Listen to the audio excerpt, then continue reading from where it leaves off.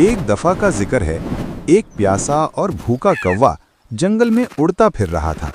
उसे कहीं से रोटी का एक टुकड़ा मिला। वो खुशी खुशी उसे अपनी चोंच में पकड़कर एक दरख्त पर जा बैठा। अभी वो आराम से खाने ही वाला था कि उसकी नज़र नीचे पड़ी, जहां एक और बड़ा और मज़ेदार टुकड़ा नजर आया। कौवा लालच में आ गया। उसने सोचा कि अगर वो नीचे जाकर बड़ा टुकड़ा ले आए तो ज्यादा मजा आएगा। उसने जल्दी में अपनी चोंच खोली ताकि नीचे उतर सके, मगर जैसे ही उसने चोंच खोली, उसके मुंह में पकड़ा हुआ टुकड़ा नीचे गिर गया। अब कौवा घबराकर नीचे आया, मगर अफसोस, ना तो उसे अपना पहला टुकड़ा मिला और ना ही दूसरा। दोनों कहीं गायब हो चुके थे। कौवा बहुत परेशान और अफसुर्दा हो गया। वो सारा दिन भूखा ही रहा और अपनी गलती पर पछताता रहा।